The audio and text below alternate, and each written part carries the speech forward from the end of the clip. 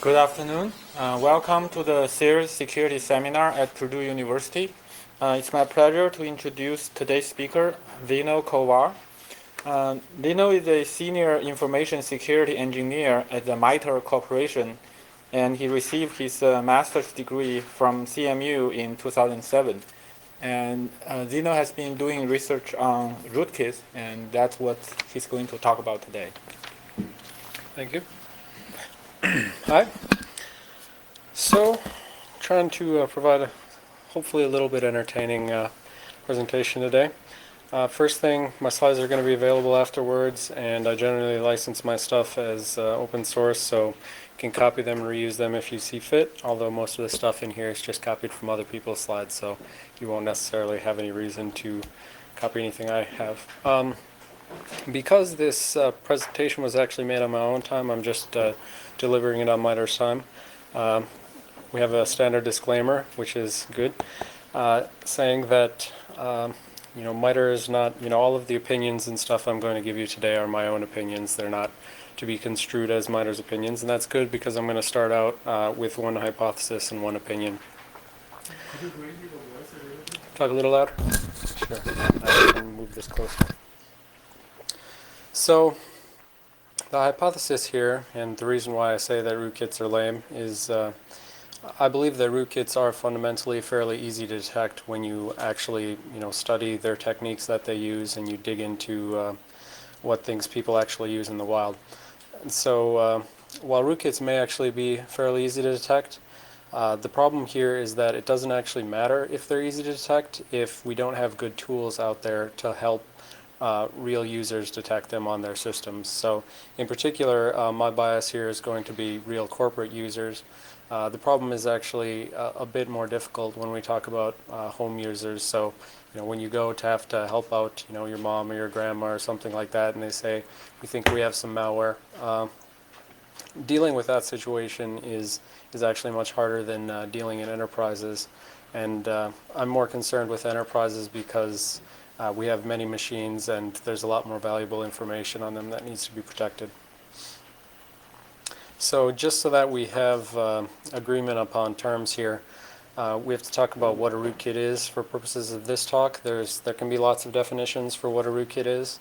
It's a very overused term. You'll see everything from ATM rootkits at the most recent Black Hat to Java rootkits to your just traditional user mode, kernel mode, OS rootkits, database rootkits, etc. So the key thing to know is that rootkits are attacker tools. It's a type of malware, and it's not actually how an attacker gets root or breaks into a system. For purposes of this talk, when we say rootkit, we mean the software which someone brings along after the fact when they've compromised a system to hide their presence on the system. So if you go and look out there over the history of rootkits, you'll see varying definitions. Back at the beginning, they were actually kits of tools. They weren't just one thing. But to the point where they've specialized and evolved today, we really just consider it whatever specific malware is being used to hide the rootkit. To hide the attacker's presence on the system. So I'm going to organize this talk around what's called the stealth malware taxonomy. It was put out by Joanna Rakowska, a rootkit researcher, around 2006. So it's a little old, actually.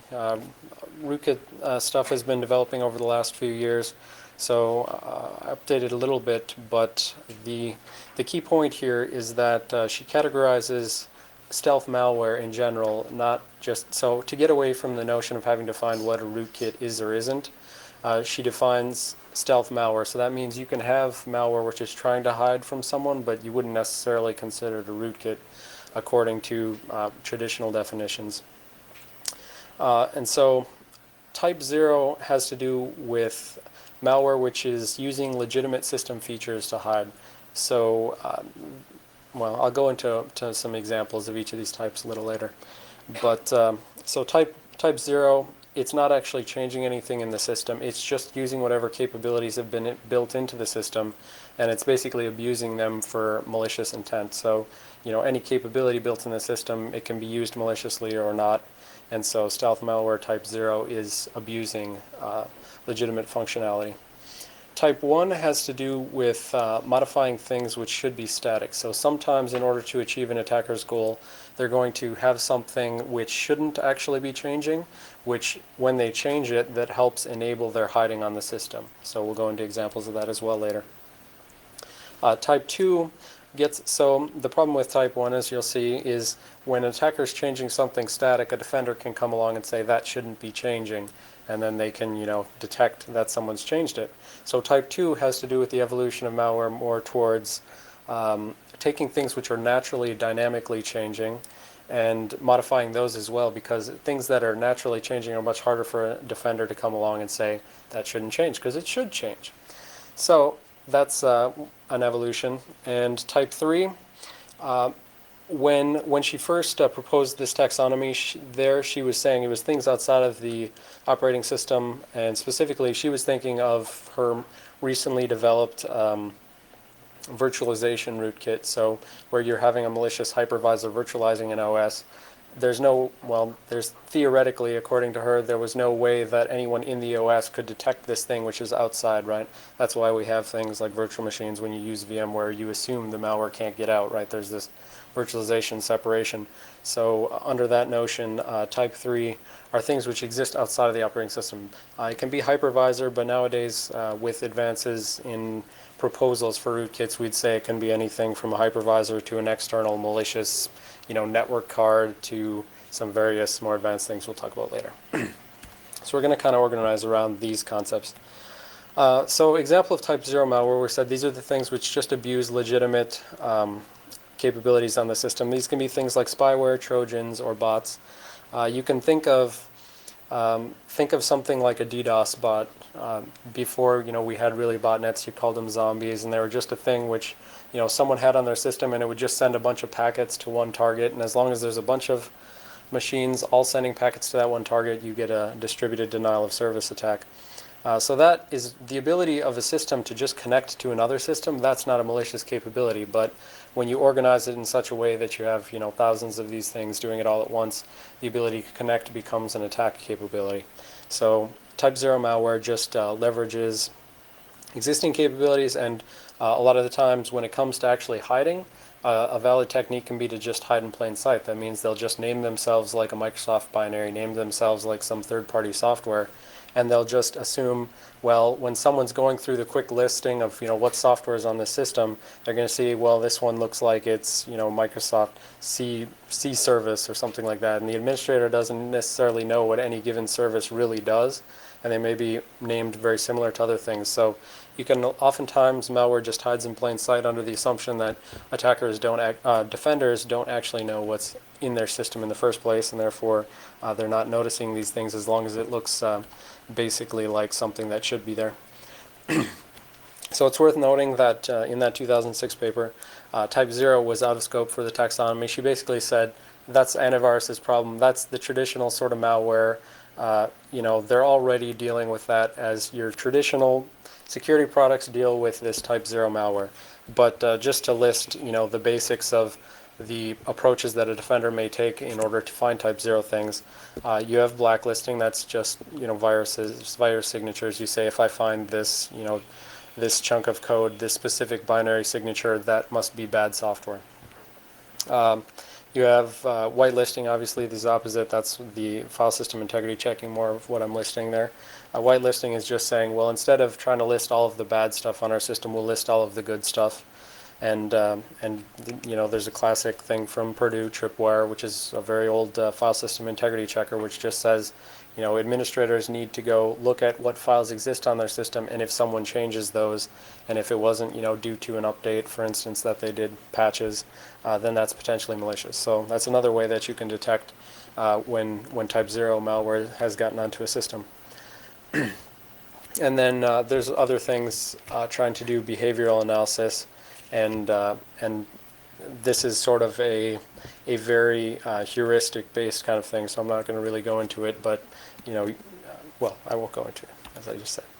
So the question is, why is type 0 malware going undetected right now? So the fact is that, malware infections are pervasive throughout, home users, enterprise users, systems. And so my opinion here, the reason why type 0 stuff is going undetected is because companies have overly invested in blacklisting technologies called like antivirus things. It's a trite but true thing that people say, antivirus is useless. And some people want to just get rid of all antivirus, but that's not necessarily a good thing either, because then you expose yourself to all the back catalog of malware. But the fact is that malware is extremely polymorphic nowadays, thanks to packers and things like that, where you don't have to build the polymorphism yourself. You just have a generic application. You feed it another application. It adds some randomizing wrapper, which subsequently means that antivirus signatures become much harder to generate for that malware. And then another important thing is the whitelisting approach, which had been proposed long ago. Like I said, Tripwire is fairly old, and they've got their own company as well. But I feel like one reason why whitelisting technology is not widely used is because the operators within companies and places like that, the whitelisting technology requires some knowledge about what is on the system right now, and it requires keeping track of all the updates that take place. Every time Firefox pushes out a new thing, your operators have to know that new software is legitimately being deployed to end systems. And so whereas something like blacklisting can be one size fits all, it's the antivirus's problem, they give me signatures, I run them. Whitelisting puts more onus on the administrators to know what's on their systems. It's not a one-size-fits-all thing. It's you have to know more about your environment. You have to exert more work in order to understand the baseline of what should or shouldn't be there. And so I believe that's what's traditionally been behind the poor adoption of whitelisting type things. And but I think that's going to start changing due to this polymorphism that I've mentioned. So some examples of type 1 malware. So going back again, we said type 1 is malware which changes something on the system which, for all intents and purposes, should never actually legitimately change. It's causing an integrity compromise. So here's an example from a Black Hat rootkit presentation. This is describing what's called an import address table hook. Over here on this side, you can just pretend this is any binary. It could be Windows, could be Linux, but all binary formats have some mechanism by which they import functions from external libraries in order to call that function. So if you're going to call printf in your function, you're importing it from some other library, some standard C library, wherever. How those are actually represented internal to the binary is this little, whatever it is, blue thing right here. We're going to call that the import address table. It's basically a table which says, here's the address of printf, here's the address of open file, etc. So it's a list of function pointers which point to these functions in external code. So whereas normally this function pointer should point at this sumDLL, which has some code that you're trying to call, when a rootkit installs an import address table hook, they go to the import address table, they change the function pointer to point to the rootkit code. And this is sort of a traditional way in order to redirect control flow within a program. So the attacker gains control of the program when the program would have normally called something like printf. It goes to the attacker. Well, a better example is, think of something like a function trying to open a file. So if this import address table would have normally pointed to open file over here, by an attacker grabbing control at that point, they can say, well, my version of open file first checks, are you trying to open files that begin with _Xeno or something like that? If that's my thing, that I have a rootkit and I want to hide all the files called _Xeno, whatever, then my version of open file is going to check for that first. And so I'm redirecting control to me. I'm saying, check whether this is my thing. If it is my thing, I'm going to return, well, that file's not found, for instance. And so this is a common mechanism. It's called hooking, in order to hook in and grab control of the execution flow, and then after that you use that control of the program execution in order to use your hiding. So hiding files, hiding processes, etc. And so now I'm just going to go through a couple other things. So again, back to the point here. The reason why we would consider this a type 1 malware technique is because this import address table should not actually ever change after it's set up once. It's set up once when a program gets loaded into memory, gets filled in by the dynamic linker, and then after that it should never ever change again. And if it changes, that's bad. And so we can detect this type of thing by saying, well, you're not actually pointing at the open file, the real legitimate open file function that we know about. And so there's just a lot of variations on this common technique. So here, this is an inline hook. So you can ignore all of this right now. The point here is, if this table right here would have pointed to some function ntCreate file, for instance, if you would point to that function, then what an attacker will do, instead of putting, well, I'll talk about that next. What an attacker can do is just insert, for instance, a jump instruction. That jump instruction right here at the very beginning of the function will redirect to the attacker's code. And then again, they do that thing like, if you're creating a file, but you're trying to create a file in a folder that I control, my folder is _Zeno, and you can't create a file in there, only I can.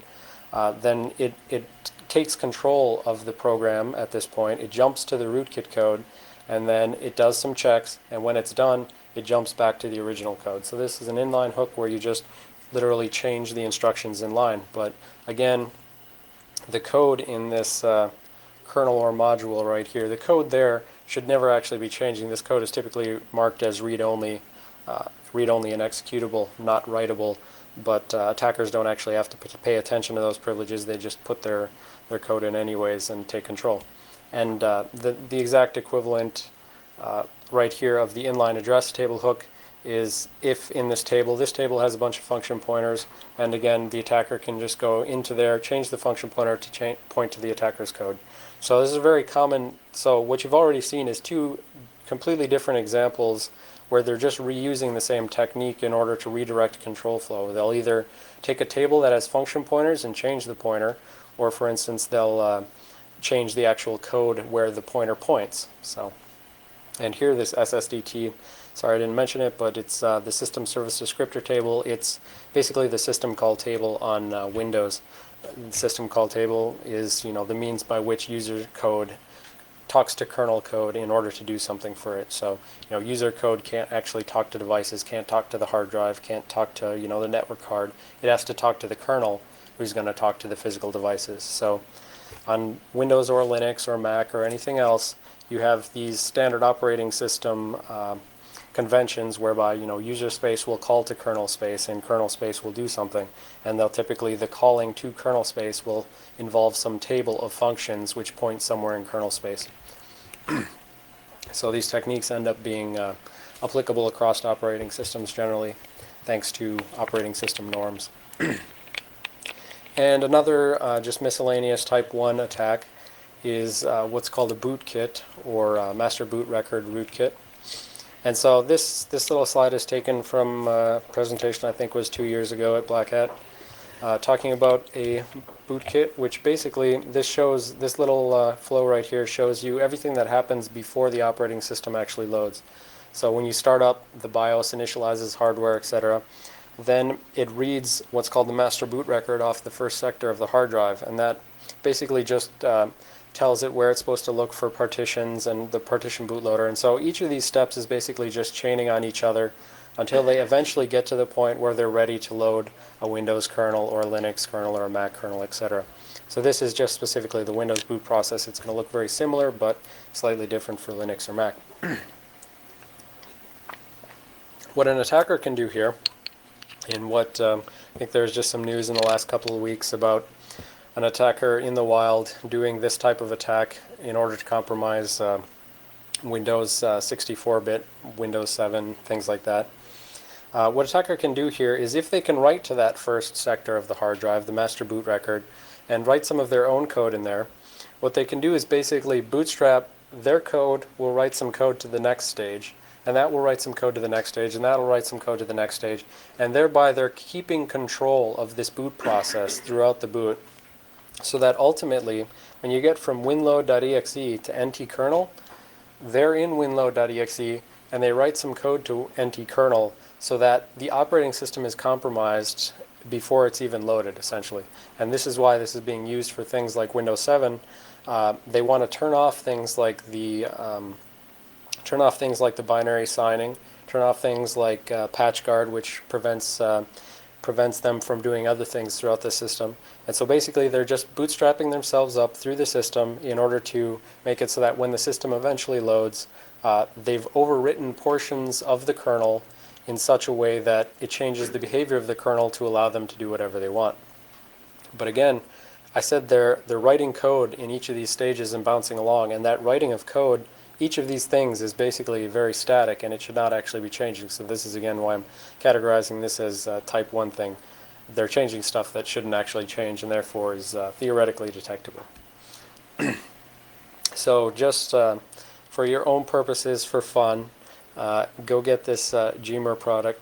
I like this one. It's a free thing online. It's very good in digging deep into the system and finding a bunch of these type 1 malware, basically. And there's a lot of other things you can use. And so there's various things you can use, and well, I want to get to you can use these, but in reality it's hard to use them, so I'll talk about that in just a second. But so those are things you can use for detecting. In terms of actually preventing type 1 things, so you want to actually prevent someone from writing to something which shouldn't actually be written to. So Windows 64-bit versions have started to introduce something called patch guard. This is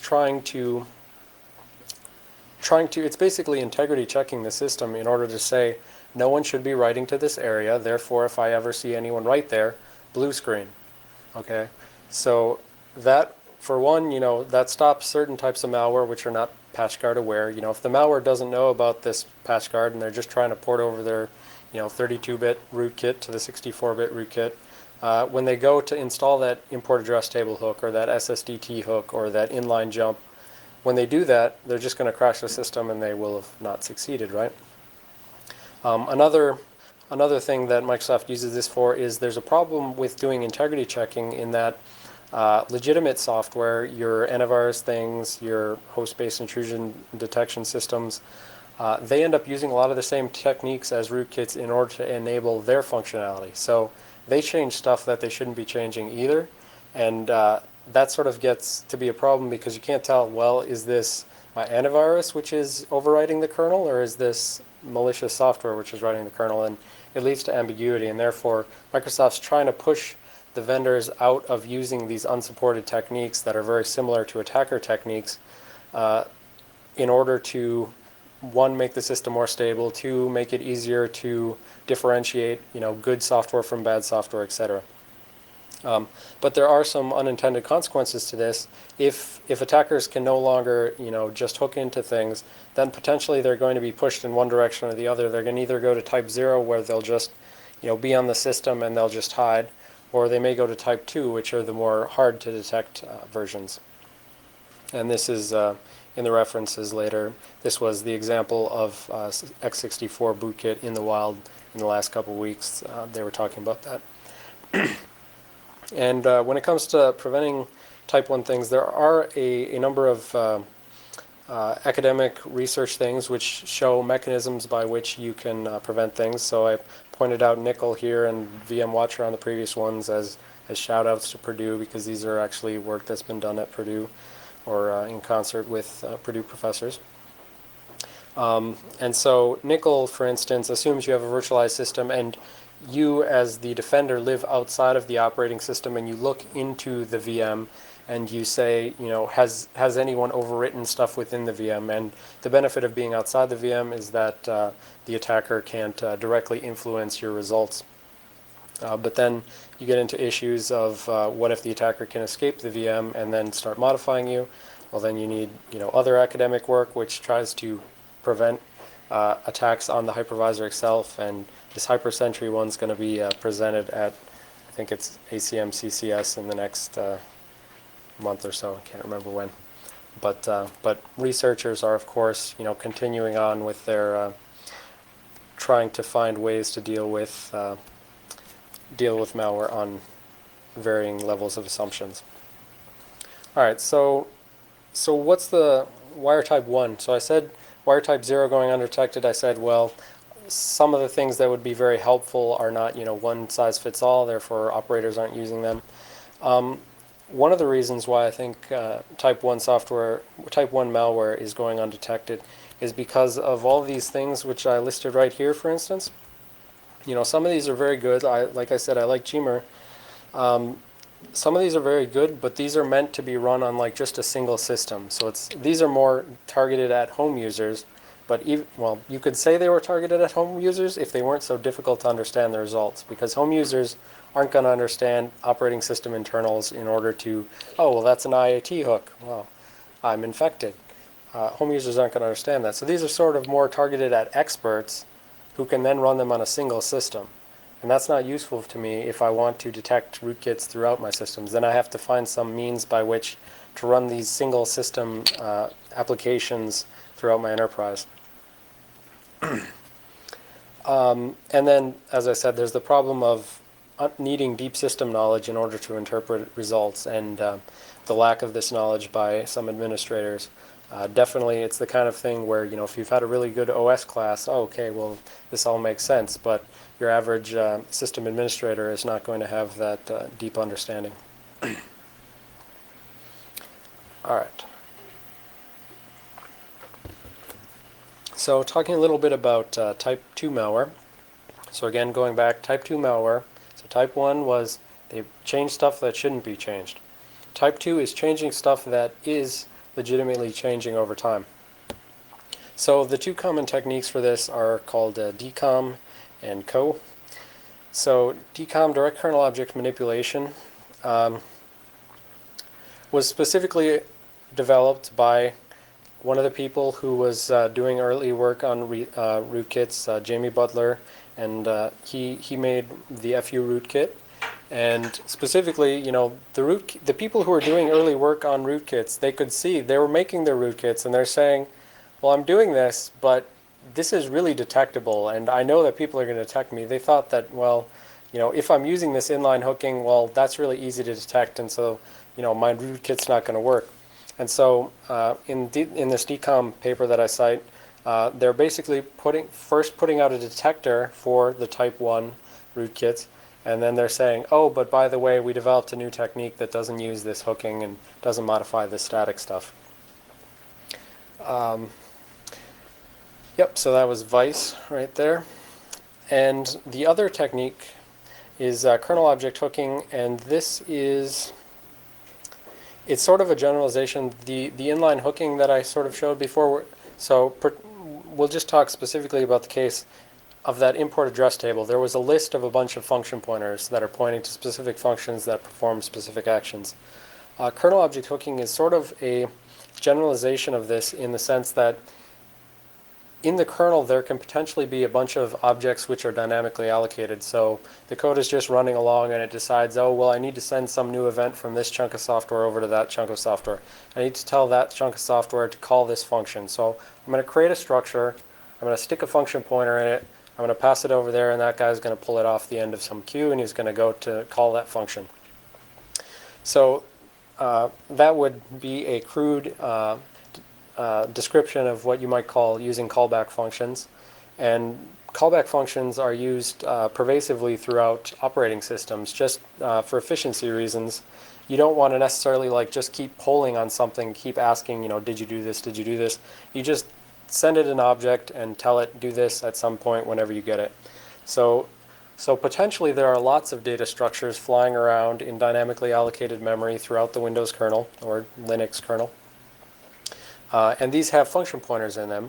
And therefore, if an attacker can, knows that these objects have these function pointers and it's relevant to me, the attacker can just go ahead and replace those function pointers with their own so that that original function is not called before the attacker gets their chance to intercept it and say, well, let me check if you're trying to open my file, and if so, don't let you.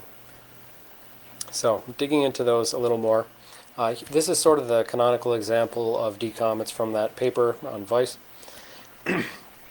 So this is just sort of how Windows organizes its metadata about processes within the kernel. So the kernel has to juggle all the processes. And it has some data structures, and specifically there's these e-process structures. And you can see down here at the bottom, they have a linked list which helps them find each other.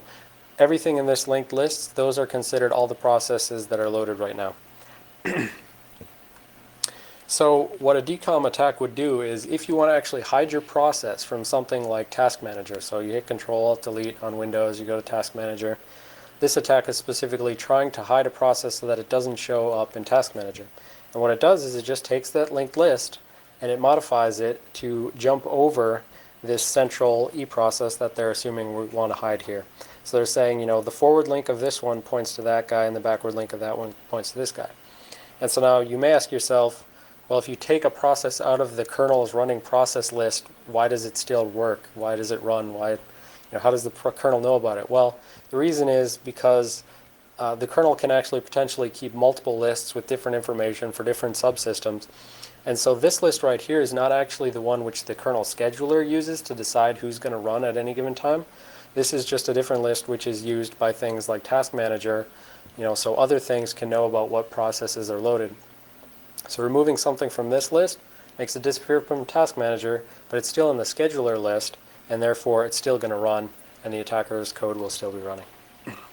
So this is the canonical example, taking some linked list, removing some object from it, under the assumption that there's some other list somewhere else that actually does the thing you care about. So there's a similar attack on hiding, loaded kernel modules. They all are in a linked list, and if you just remove the one thing, the kernel module is still in memory running, but it's not being shown up. And unfortunately, I don't have anything better to show you in terms of kernel object hooking other than these types of structures that I was talking about before. So, and even this one is not necessarily a great candidate for kernel object hooking, but it was the one that was used in the paper by the guy who talked about it first, so putting this out there.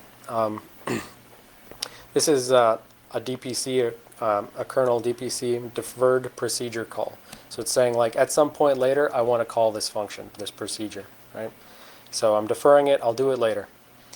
Create this structure, take this pk deferred routine, that's a function pointer. So basically, whatever address is right there, you're going to create this structure, you're going to fill in an address for some function, open file, printf, whatever you want it to be.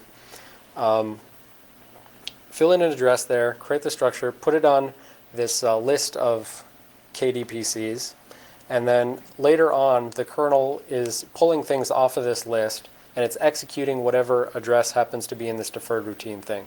So these are used, for instance, like when an interrupt occurs, you get a network packet.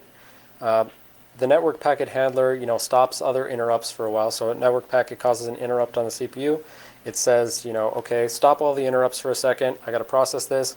What it does is it just creates a KDPC, puts it on the list, and says, okay, well, guy who handles packets, take the function which handles packets, throw that in there, and say, okay, well, I got a packet, so handle it later, and then it lets the CPU go and continues execution. So there's a litany of various structures throughout the Windows kernel where one could potentially overwrite function pointers in order to for the attacker to get control before some function gets called. All right. So on the issue of decom, that was that attack I showed, for instance, hiding processes from Task Manager, hiding loaded modules, etc. There's actually a lot of things, I said this is something which is normally changing, this process list, you add and you remove processes, right? So that linked list itself is always going to be changing, up and down, adding and removing. But there's actually a number of things which will detect decom type attacks on hiding processes and modules through something called cross-view detection. And that's basically just a fancy way of saying I'm going to look at something two ways, and if they both don't agree, then I'm going to alert on it. And so I said before, there's a kernel scheduler list. That's the one that actually says you run, now you run, now you run. Okay? Kernel scheduler list, that still has the process that has to run.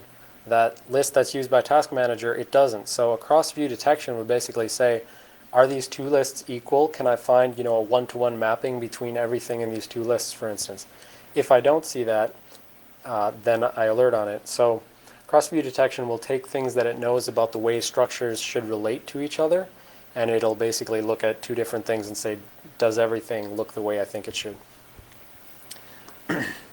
And there's some academic work as well.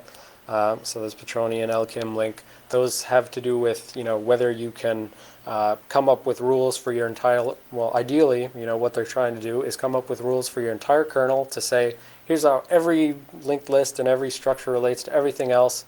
And if anything's ever out of order, then I think an attacker is, manipulating my data structures. So potentially you want to infer basically constraints about this structure should have the same number of elements as this structure, and this structure should never have an element which resides in this memory, etc. And as of late, there's been some interest in academic things in terms of detecting kernel object hooking, and that's those references there. So why are type 2 things going detected in real life? So the same reasons as type 1. Don't have operating system knowledge, so you need deep system knowledge to interpret the results of tools which can even detect these things. But there's also this extra thing where specifically this kernel object hooking technique, we only have things right now which detect that academically. So if you live in the assumptions of some paper and you have this environment, then you can detect the kernel object hooking rootkits. But in the real world, we don't have those assumptions, right? So they choose their assumptions so that they can detect them. So we don't have anything which can actually do a practical detection on real systems, be they Linux or Windows or Mac right now. So obviously the reason these types of rootkits are not going detected is we have nothing that in practice can detect them right now. Only heuristics, basically. So for those rootkits which specifically use kernel object hooking, the people can say, well, look at that networking structure because I know that people change those function pointers. All right, so good. I'm doing good on time. So now we're going to talk about type 3 malware. So I said before, type 3 is the type of malware which potentially exists outside the system. So the system here means the operating system. And so I said originally this referred to virtualization-based rootkits, and these are what are sometimes called ring -1 things. If you know operating systems, you have ring 3 in Intel systems is user space, ring 0, so 3 is unprivileged, ring 0, lower number, is more privileged, ring 0 is the kernel, right? So unprivileged, kernel. Now ring -1 means I'm potentially going lower in the system and I'm more privileged. So a hypervisor is more privileged than the guest operating system, right? So the hypervisor gets to decide, well, this operating system gets to run now, and that operating system runs next. So ring -1 rootkits refers to using the hardware support for virtualization, which is baked into newer chips from Intel and AMD. You use that support to, the hardware specifically has an easy way to create a hypervisor to virtualize a operating system.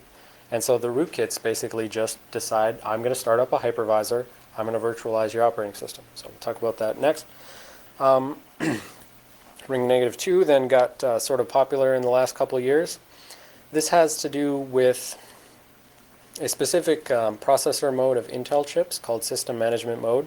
So this was kind of ignored for a while until a guy said, oh, hey, I can use this to break into, I can break through the kernel protections of OpenBSD, which is, a very secure operating system.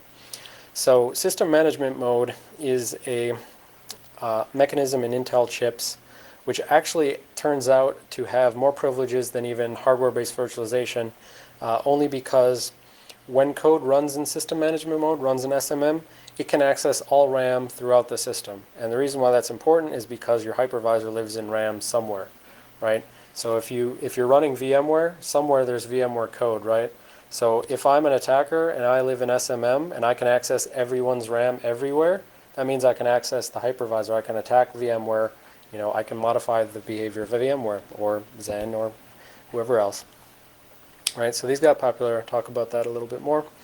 And ring -3, this term got coined for one very specific thing. I think it was last year, not this summer, but the previous summer, where Joanna Rakowska and the Invisible Things Lab were specifically attacking a new technology called Intel AMT, Active Management Technology. This is something on the system which is meant to help administrators. Basically, it can access systems even when they're off, essentially. So for all intents and purposes, your computer is off, your CPU is shut down, your operating system is shut down. This AMT has this other chip, which is over there off to the side. It is still listening on the network. It still is taking power, and it can still wake up your machine, and it can still allow administrators to boot your machine so that it can take patches or things like that. But more generically, there's a variety of things which I'd call all ring -3. It's basically anything which exists outside of the CPU. So all this ring -1, ring -2, 0, 3, those all are something that's running on your actual regular Intel x86 CPU. Ring -3 is anything else that can be elsewhere. So this AMT thing, that's not an x86 CPU. It's a different chip on your motherboard. BIOS is again another chip. And you can have peripherals, like I said before, you can have malicious, peripherals stuck in the thing, which end up using DMA, direct memory access, to access all of RAM, but they're not running in the CPU. So, talking a little bit more about that. So this is Blue Pill. This is by Invisible Things Labs, and so this was specifically the ring -1 hypervisor. There's a couple other ones out there, but this was the first one presented. And so what she did was she said, if I have AMD support for virtualization and I have malware, then what my malware can do is, the operating system right here, this dotted line, the operating system is running along as normal. I've got a regular Windows box booted normally. Now, we call Blue Pill the malicious software. It's basically going to bootstrap to this point where it has this VM control block. This is basically the data structure that this hardware support for virtualization needs in order to manage VMs. So basically what it's doing is it's bootstrapping to the point where it's going to call this VM run. It's basically going to be setting up the hypervisor, which is going to be in charge of the virtualized system. And then one part of it goes ahead and returns this return right there.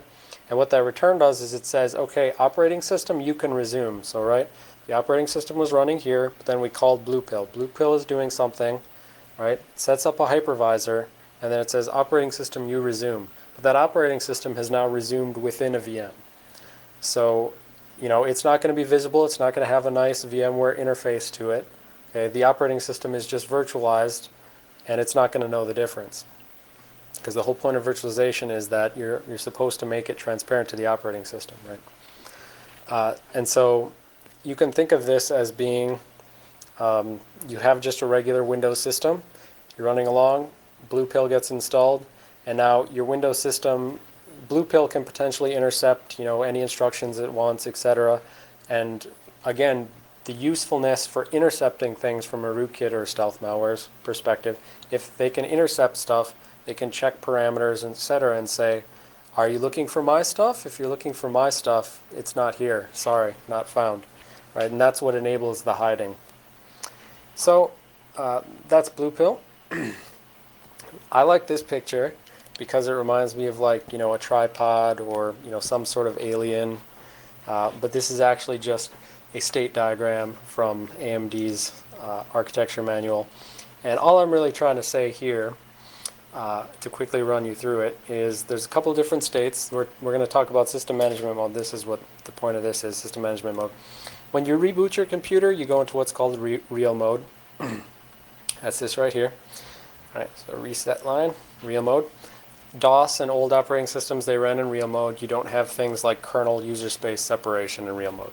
So what a normal Windows will do, you start out in real mode. There's that whole boot process that I showed before, and eventually it bootstraps you into protected mode. That's where the actual regular operating systems typically run. All of your modern operating systems, they're in real mode. They've got virtual memory. They've got user space, kernel separation, etc. I'm going to skip virtual 8086 mode. I'm going to skip long mode. This is all just like this new 64-bit compatibility for new chips. But the point here that we care about is the system management mode. So I said before, it's some mode off to the side, which we consider more privileged than hypervisor. You can see on the state diagram there's only one way in and there's two ways out, but for all intents and purposes there's one way out unless you're going to reboot the machine. The one way in is this SMI, the System Management Interrupt. Okay, so you can see this guy can shoot out an SMI here, SMI here, SMI here. So anyways, some special type of interrupt happens, you drop into system management mode.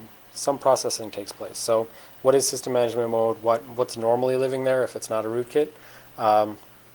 What's normally running there is low-level hardware control type things. What's commonly cited is things, for instance, to manipulate. So for instance, a temperature sensor may kick off a system management interrupt. It may say, your system's getting hot. Throw an SMI, jumps into system management mode. Code there says, okay, well, I got an interrupt that says my system's getting hot. I'm going to go talk to the fan hardware, turn on the fans, blow some air, cool the system down. So it's sort of low-level hardware interfacing kind of stuff that that manufacturers put in there to deal with their specific hardware and whatever models of laptop you have, stuff that gets stuck in there through BIOS, etc. But anyways, the point here is this is sort of where system management mode resides. It was overlooked for a long time, and then people started realizing if you can get malware in there, it has access to all of RAM. It's more privileged than everything else, basically. There's one other point I was going to make. I forgot. Well, all right, and then this is going on to the ring -3 rootkit type stuff. And this was, I said specifically, the term was coined for AMT type rootkits. Where the AMT rootkit resides is in the chipset, and the chipset is specifically it's often called the North Bridge. It's the thing which mediates the CPU's access to RAM, basically, right? So there's I don't have a architectural diagram, but you picture your CPU on top. It goes down to this North Bridge who accesses you over to RAM. There's like a South Bridge down here who's responsible for all the slow peripherals, but the North Bridge is responsible for all the fast guys, and it's responsible for talking to RAM. So the AMT stuff is actually implemented in the chip, which is responsible for mediating all the memory access on the system, the North Bridge, the chipset. And so it's a special processor. It's this ARC4. It's not just a normal x86 processor. But by doing a variety of reverse engineering, etc., they found that they could there was a function which is called by the AMT code. Even when it's ostensibly disabled, it actually turns out that it was like polling. And so they found they could take this function and it would invoke their code, and therefore they could execute as an AMT rootkit. All right. So detecting each of these, there was actually a lot of hype surrounding virtualized rootkits when they first came out, so there's actually a lot of work about detecting virtualized rootkits, but a lot of it all comes down, the most generic methods is basically to exploit timing discrepancies. So if we remember back in this picture of Blue Pill, so operating system was running, now there's a hypervisor. This hypervisor is potentially intercepting, security critical things that it wants to, hide information about. When it intercepts stuff, it's going to intercept it, it's going to do some logic, it's going to check some stuff. That takes time to do that. And so if you have some external clock that you can verify against, and well, on a normal Windows laptop of this model, it takes me, 100 milliseconds, well, nanoseconds, I don't know what the correct level is, let's say microseconds. It takes me 100 microseconds in order to perform this operation. Now all of a sudden it's taking me 300 microseconds. There's some code somewhere which is influencing me, but I can't see anything, but I can infer the existence. So a lot of this stuff had to do with timing. There's also generic mechanisms by which you can detect that you're being virtualized, because per this type of talk, compatibility is not transparency. The point she was making when she originally did this is like, if AMD did their virtualization right, well, it should be completely transparent to the things, but virtualization is not meant to be completely transparent. It's just supposed to be compatible. It's just supposed to trick the OS enough that it works. And so there's a lot of generic detection mechanisms that you can use to find virtualization, and those can potentially be leveraged against ring -1 rootkits. And also, just to make a quick point, I think I'm going to run out of time anyways. Oftentimes what people say in terms of detecting stealth malware is, let's just go lower. So if the malware is in ring 3, I'll be in ring 0, and therefore they can't touch me, and therefore I'll read their memory and they can't read mine, etc. So you see this kind of thing pervasively happening over and over. So for instance, what you see with some mechanisms to detect ring -1 is they say, well, I'm going to go to ring -2 and then I'll detect all the ring -1s. And personally I feel this, like, let's always go lower that's sort of a pointless cat and mouse game, because you're basically betting on access control and saying, well, I'm going to have some boundary between me and them, and they'll never get across it. But when you bet on access control, eventually it's going to fail anytime there's a vulnerability. So that doesn't seem like a good strategy.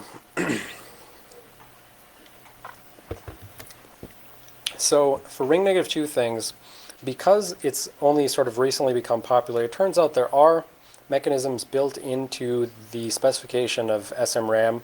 When Intel and AMD went ahead and said we want hardware support for virtualization, they did think about system management mode. They did think, well, what are we going to do about this? How's it going to interact?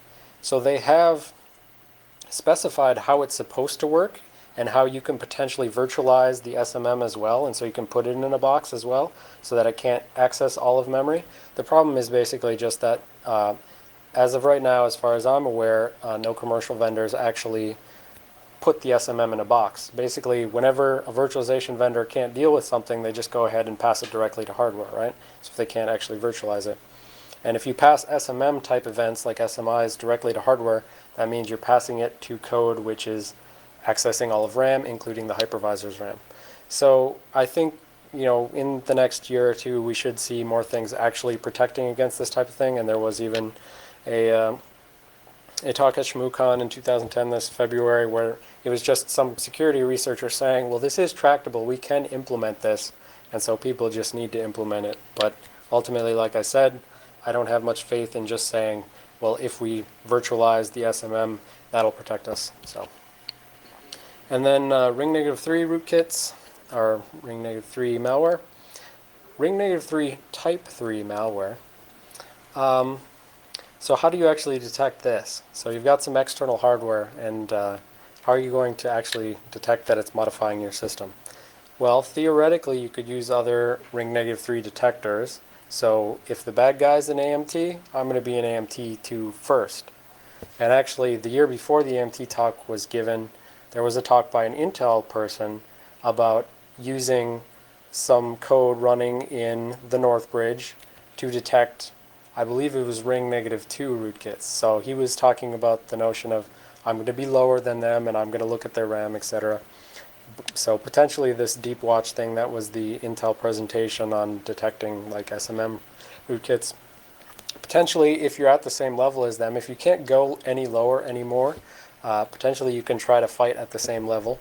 If you're going to try to fight at the same level, which I think we're going to have to eventually, because you can't always keep trying to go lower, there are some mechanisms. Well, okay, before I get into that, there are other things like using TPMs, the Trusted Platform Module, which does integrity checking of things. It basically, you have a hardware root of trust, and it basically keeps some keys in a chip that you can never export those keys, like the hardware is physically incapable of exporting them.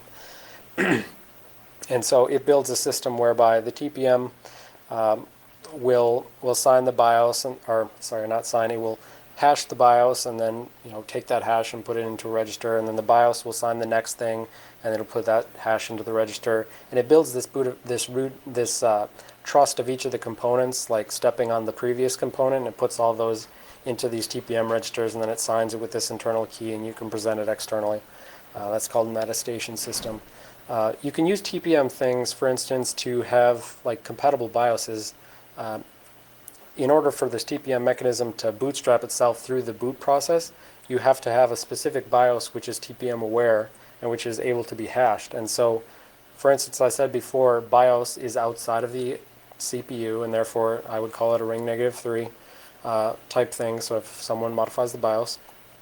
So something like TPM could integrity check your BIOS in order to say nothing has changed in this. The thing is, BIOS may be ring negative 3 in that it's outside of the hardware, but simultaneously attacking it is sort of, what did I call it, type 1, because BIOS shouldn't actually be changing. So theoretically detecting BIOS is easy. Theoretically detecting AMT compromise is easy because it should be set and it shouldn't be changing. But for other things, potentially more difficult, like if you have external hardware, etc. And then just there are other mechanisms, the SWAT and SBAP. They have to do with basically if you're now at the same privilege level as the attacker, how can you make your own code, construct your own code in a very special way so that you can actually tell something about that it's running correctly based on the amount of time that it takes to run. So it basically builds it reads its own memory, it sends back a checksum of its own memory, and for a given chunk of hardware running at a given speed, self-attestation mechanisms should always run a deterministic amount of time. So if they're not running in the amount of time that you expect, that potentially means an attacker has compromised them and has made them forge the checksum, but they can't forge this side channel if it's constructed, this timing side channel, if it's constructed appropriately. So, bar type 3 going undetected, it's sort of a catch-22. They're so low level and there's so little knowledge of systems at that level that, for one thing, you're not hearing anything about, the BIOS other than, anyone who presents stuff at conferences. You're not hearing about, BIOS rootkits in the wild. You're not hearing about any things. And, for instance, if the government finds it, they'll never tell you about it because, that's secret and we can't tell anyone about that. So don't hear about them in the wild, so it must not be much of a problem, right? So let's not look for it. And if we don't look for it, then we're not going to find them in the wild, and therefore it's not a problem. So it's a catch-22. It's circular reasoning. Even if we want to do it, right? So I gave way back in, type 0. Type 0 is very easy. Go buy antivirus. Type 1, got some good tools. You just have to understand what they're saying. When we get to type 3, we don't even have tools, really. I mean, some researchers in their own work, they've done something, but that isn't useful to anyone else other than them. So that's a big problem. And just the fact that the level of effort that would be required to develop things for specific hardware outside of the CPU is very high, and therefore they're potentially going to, if anyone goes to the trouble of making a ring -3 rootkit, it's going to be for one specific person that they're trying to attack. They can't, spread it across everyone everywhere because it's going to be very hardware specific. So when attacks are very targeted, it's very hard to find out about them. All right, so 3 minutes, final thoughts, 3 slides. So my point here, what I was trying to kind of convey, is that rootkits are not the uber-elite pinnacle of malware. So, I showed you those things about most of the rootkits that are actually in the wild. They're those type 0, 1, and 2 types of malware. And I said there are detectors for all those, and you can go download them now and run them. And you can, if you have a good operating systems class, you can understand all of how these things work, because a lot of them are written by people who understand operating systems in depth, and they just say, well, I can attack that. So, like I said before, there's some of those good tools for point solutions, right? So if I want to detect on one machine, I can do that. When I want to protect my entire company, can't do that right now, and so I think there needs to be a lot more work into trying to take these known techniques for detecting things and make it into a usable tool that enterprise class users can use. And after we fix the enterprise, then maybe we can find something that mom and dad can use. Again, reiterating, the lack of deep system knowledge is going to be a problem, because it's all good and well to have a detector and you can say alert, IAT hook, but alerts have to mean something to people looking at alerts, right? And so you have to have the background knowledge to understand what does it actually mean when a given alert goes off. And right now, a big problem is not enough knowledge being spread about what it means for these alerts. A lot of the times, like I said, things can use type 0 things, not even hide, just get on the system, make yourself look like a normal system binary, and that's good enough. No one's going to find it. But there are some high-profile things which have used rootkits, so it's kind of a back and forth. Do attackers even really need to use rootkits? Because you can just hide and assume, try to look like a normal thing. But some advanced attackers have seemed to be using rootkits. And so the big point I want to convey here is, whether you're doing research here or when you eventually get jobs and do research there, or you're just working at a job and you're not doing research, you're just in charge of protecting things. There's a big problem with you can have academic techniques, you can have practical techniques for application to one system, but if you don't have techniques which are widely which are usable in real-world software that real administrators can use throughout systems, then for all intents and purposes, rootkits are not possible to detect. So they may be technically possible. You can write a lot of research papers saying, I can detect this, this, this, and this rootkit class. But if defenders can't actually take some software, run it on their systems, run it across all of their systems, it doesn't matter whether you actually can detect it in theory. So that's all, and lots of references. I think I'm like 15 seconds over, so you can ask questions if you have time. I'm not sure. So.